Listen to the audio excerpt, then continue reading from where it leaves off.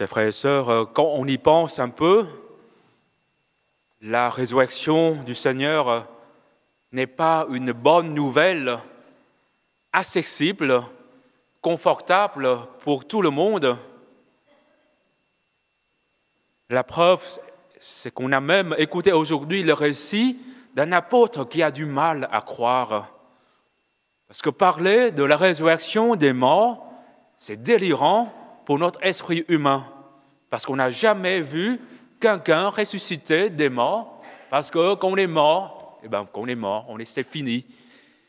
Et vous voyez, cette difficulté de saint Thomas l'apôtre a dû être passée sous silence. On l'a pu mettre sous le tapis pour garder comme un nom glorieux pour saint Thomas. Eh bien non.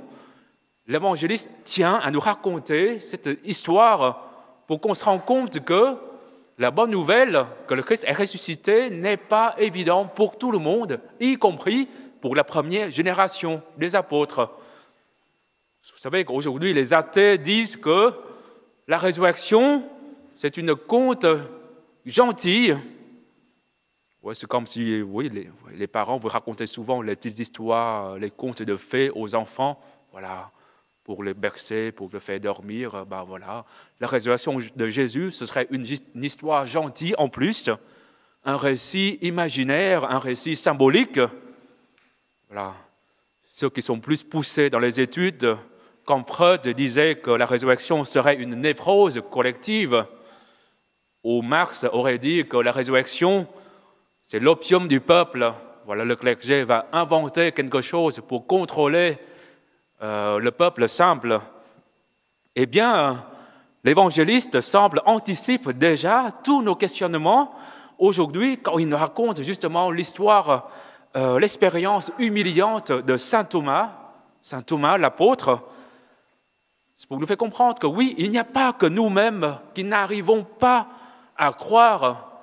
Les apôtres du Seigneur, qui sont nos prédécesseurs, nos pères dans la foi, eux aussi, ils avaient leur pieds sur terre, ils avaient leur tête bien faite en leur temps, eh bien, ils ne sont pas plus bêtes que nous et ils ont aussi du mal à croire.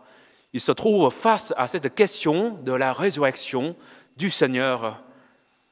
Eh bien, frères et sœurs, je crois vraiment que s'ils sont vraiment acceptés de témoigner que Jésus est vraiment ressuscité, et ce jusqu'à leur martyre, jusqu'à leur donner de leur sang, de leur vie, c'est que nous pouvons leur faire confiance.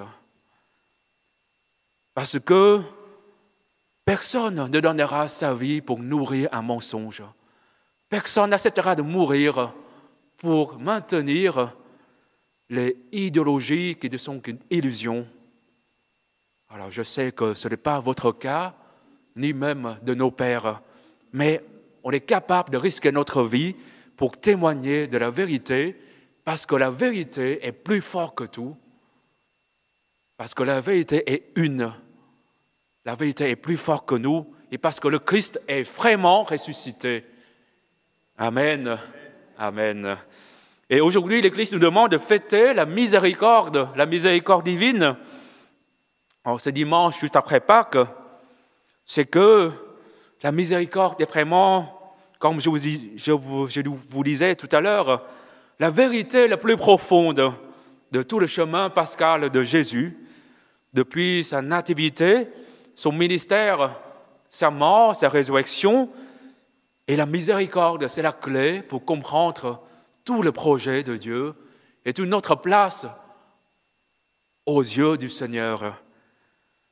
Vous savez que le pape François a écrit un très beau encyclique qui s'appelle « Le visage de la miséricorde », je crois. C'est l'encyclique qui a été publiée à l'occasion de l'année sainte de la miséricorde, pour promulguer l'année sainte de la miséricorde. Le pape François, dans la première phrase, a dit ceci: « Le visage de la miséricorde du Père. » Le visage de la miséricorde du Père. C'est que la miséricorde du Père a un visage. Et ce même visage qu'on retrouve sur le sanctuaire de Turin, qui est témoigné du ressuscité, eh bien, c'est le visage de Jésus. C'est que Jésus révèle le visage de la miséricorde du Père. En Jésus, c'est ce Dieu innocent qui aime les hommes et qui a accepté de souffrir par amour au milieu des pires pécheurs, alors que lui n'a jamais commis un seul péché. C'est ce Dieu qui a refusé toutes sortes de violences. C'est ce Jésus qui ne cesse à demander pardon au Père éternel pour ses bourreaux. C'est ce Jésus qui, par son sacrifice, qui nous donne de nouveau la réconciliation. Il n'enlève rien, il donne tout. Il donne la réconciliation, il donne le pardon, il donne le salut éternel. Il nous redonne la dignité des fils de Dieu. C'est que Jésus nous révèle l'être le plus profond de Dieu, le Père. Dieu est avant tout miséricorde. Miséricorde est son nom, miséricorde est son attribut le plus parfait, dit le pape François. Et saint Thomas va expérimenter aujourd'hui de manière tout à fait particulière la miséricorde du Seigneur. Vous savez que Thomas n'a pas pu rencontrer Jésus la dernière fois. Voilà, la dernière fois, c'était quand Jésus a apparu à ses apôtres dans la maison des disciples, dans la maison des apôtres. Eh bien, Thomas n'était pas là, parmi les siens. Thomas n'était pas parmi l'assemblée des 12. Thomas n'était pas dans la maison des apôtres. C'est pour cela qu'il n'a pas pu recevoir la visite du Seigneur Jésus-Christ. Il n'a pas reçu la visite, l'annonce du Seigneur Jésus-Christ, la consolation du Seigneur, son apparition pour être réconforté dans sa foi. C'est pour cela qu'il doute, il ne veut rien croire. Eh bien, nous aussi, chers amis, aujourd'hui, quand nous restons en dehors de la maison des apôtres, la maison des apôtres aujourd'hui, c'est l'Église, c'est la communauté chrétienne, c'est notre communion des saints, des priants, en dehors des sacrements, eh bien, on est en quelque sorte comme Thomas. Nous restons en dehors de la maison des apôtres. C'est pour cela qu'il est impossible pour nous de comprendre, de saisir vraiment que Jésus est ressuscité, de rencontrer le ressuscité, parce qu'il y a un endroit précis que le ressuscité se manifeste. C'est dans la maison des apôtres, c'est dans son Église. Amen ou pas amen? Amen. Amen. Vous voyez, moi je suis formé aussi à la bonne école. Et Jésus, en aimant saint Thomas, Jésus a compris que tous les doutes qui habitent dans le cœur de saint Thomas, Jésus les comprend. Tous les questionnements qui bloquent le cœur de Thomas, eh bien Jésus comprend. Et Jésus lui a pardonné. Jésus a pardonné ses doutes, de ses faiblesses, de ses manques de foi. Et Jésus lui a fait un grand évangélisateur. Il lui comble de zèle pour la mission. Maintenant que tu as cru que c'est la vérité, tu n'as pas le droit de rester les mains comme ça. Vous voyez, maintenant, Jésus va faire de Thomas un évangélisateur pour la gloire du Seigneur, comme il a fait avec tous ses apôtres, comme il va faire plus tard avec saint Paul. Maintenant qu'on est au courant que Jésus est ressuscité, on n'a pas le droit de mener notre vie comme si rien ne s'est passé, comme si on n'a rien entendu. Amen ou pas amen? Amen. Amen. Voilà. Vous voyez, on voit le cheminement que Jésus a fait traverser saint Thomas. Thomas était au départ, il était sceptique, il doute, il ne croit pas, il ne veut rien croire. Mais ce qui est beau chez saint Thomas, c'est qu'il a voulu rester ouvert à la vérité, à la recherche de vérité. Parce que si Dieu multiplie une dizaine, une centaine de milliers de miracles devant nous, des signes se multiplient devant nous, mais nous avons le cœur fermé, eh bien, nous n'allons jamais croire. Le mérite de Thomas, c'est qu'il a su laisser son cœur ouvert à la recherche de la vérité, et quand il a touché le plaid du Seigneur Jésus, quand il a touché du doigt de la vérité, il s'est laissé toucher par le Seigneur Jésus. En fait, ce n'était pas Thomas qui a touché Jésus, mais c'est Jésus, ce sont les plaies de Jésus qui a touché Thomas. Et Thomas a expérimenté ce moment-là, la miséricorde du Seigneur, le pardon de Dieu, son amour immense, sa miséricorde.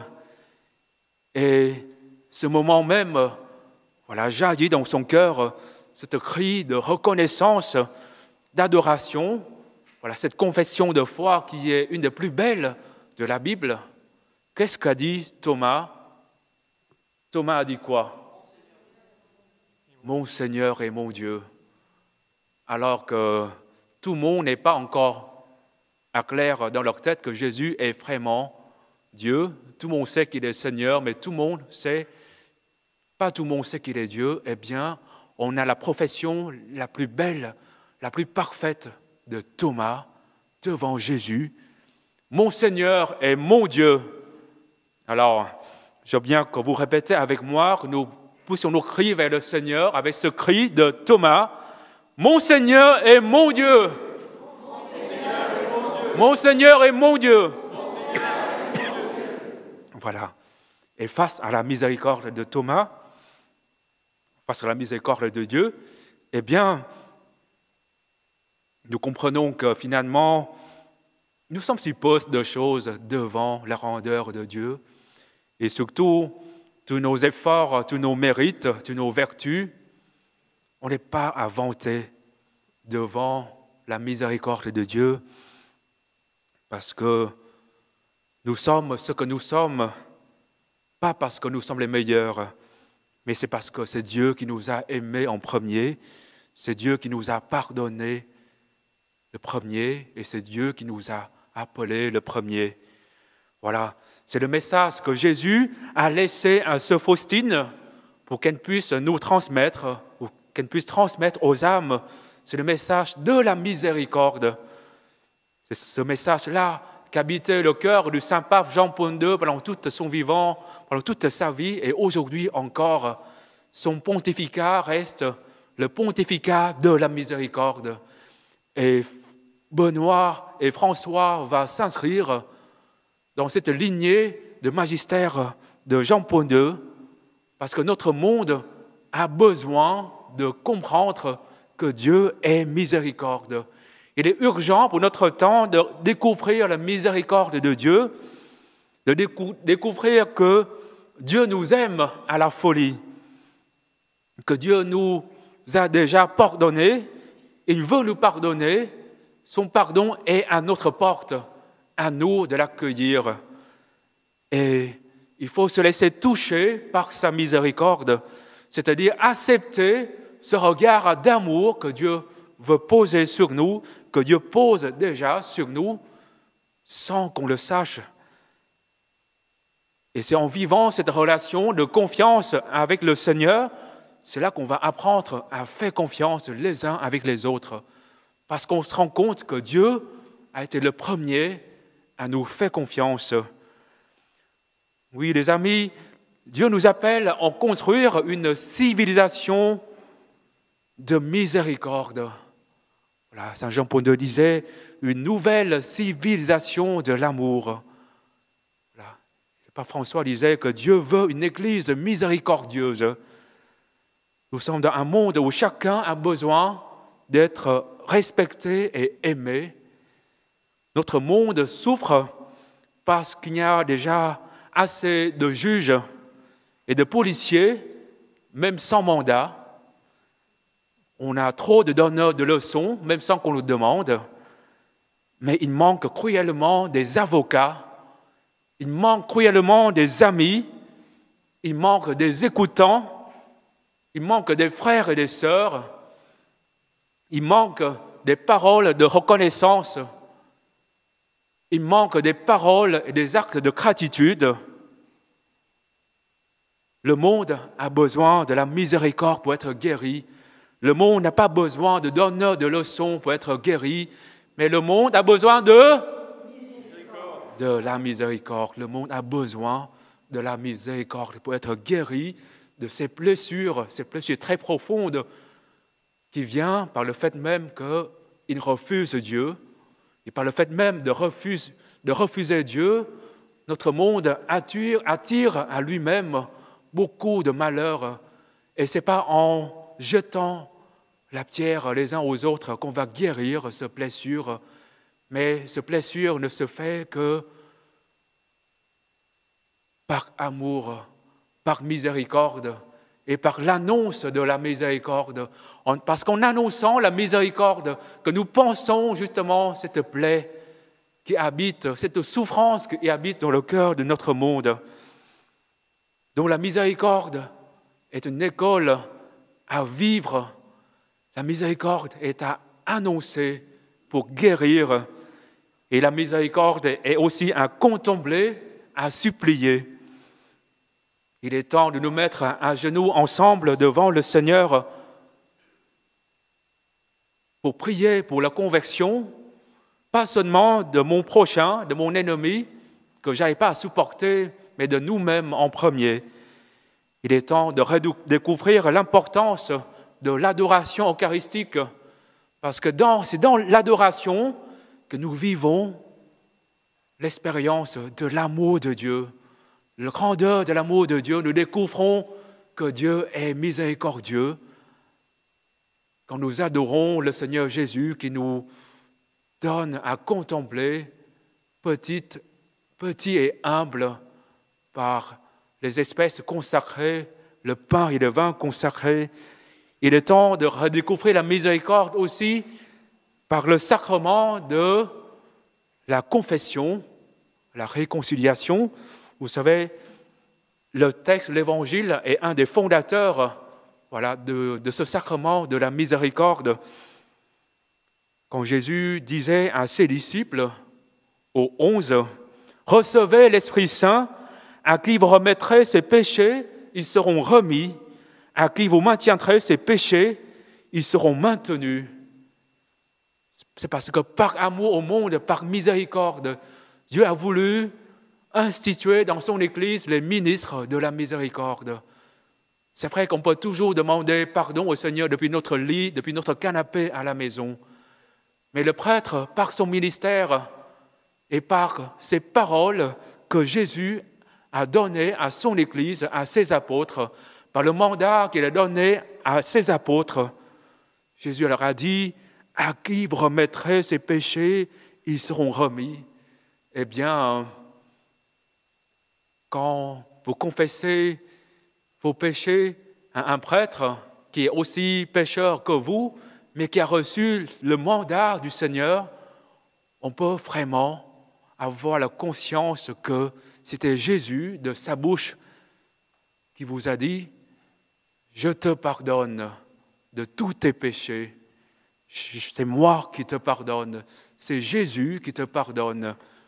C'est Dieu, Père, Fils et Saint-Esprit qui te pardonne à travers le ministère du prêtre qui est là en spectateur et rien de plus. » Oui, les amis, si nous n'expérimentons pas assez la miséricorde du Seigneur, nous n'allons pas expérimenter assez non plus nos pauvretés et nous ne trouverons jamais de ressources pour aimer vraiment, pour pardonner vraiment et pour construire cette civilisation de l'amour et de la miséricorde que le Seigneur nous demande.